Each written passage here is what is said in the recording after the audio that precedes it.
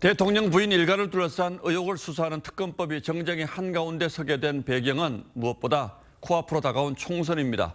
특히 여당이 독소 조항이라고 지적하는 부분은 자세히 살펴볼 필요가 있습니다. 어떤 문제점이 있는지 홍혜영 기자와 따져보겠습니다. 홍 기자, 어제 한동훈 장관은 독소 조항이 있는 악법이라고까지 하던데 이건 어떤 부분을 문제 삼은 겁니까? 네, 여권이 김건희 특검법을 거세게 반대하는 이유는 크게 세 가지입니다. 총선 전국에서 수사 상황이 생중계될 수 있고 특검을 야당 입맛대로 추천할 수 있다. 그리고 수사 범위가 너무 모호하다는 겁니다. 자, 그럼 하나하나 따져보죠. 수사 상황을 브리핑하는 건 처음이 아니고 우리 기억에도 윤석열 대통령과 한동훈 장관이 수사팀이었던 최순실 특검 때도 마찬가지 아니었던가요? 네, 맞습니다. 최순실 특검 이전까지는 특검이 수사 결과를 대통령과 국회에 보고하면 됐는데요. 국정농단 특검 당시 민주당이 국민의 알 권리를 위해 수사 상황을 대국민 보고하는 조항을 넣었습니다. 예. 그랬다가 드루킹 때는 특검이 악의적으로 망신을 준다면서 비난하기도 했는데요.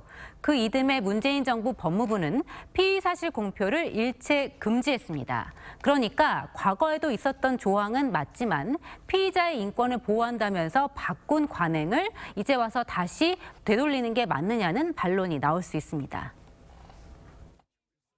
조국 법무장관이 내규를 개정한 이후로요. 검찰에서 특정한 사건에 대해서 브리핑을 하지 않습니다. 특검도 특별검사 아닙니까? 더더군다나 일관성이 없지 않는가. 인권 보호를 강화하겠다는 측면에서 본인들이 제도적으로 만들어 놓은 거거든요.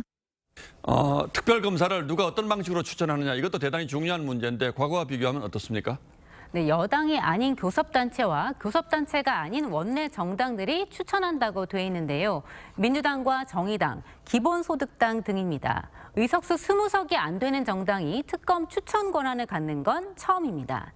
최순실 특검이나 드루킹 특검법에도 여당의 추천권을 주진 않았지만 변협이나 대법원 등 제3의 기관 추천을 받아서 어느 정도 중립성을 갖췄습니다. 예, 완전히 야당 성향의 특검이 될 수밖에 없겠군요.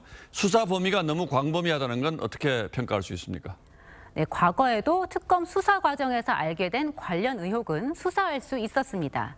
그런데 과거엔 인지된 관련 사건인데 이번에는 그냥 인지된 사건입니다. 그러니까 도이치모터스 주가 조작 의혹과 직접적인 관련이 없더라도 수사 대상이 넓어질 수 있다는 게 여권의 주장입니다.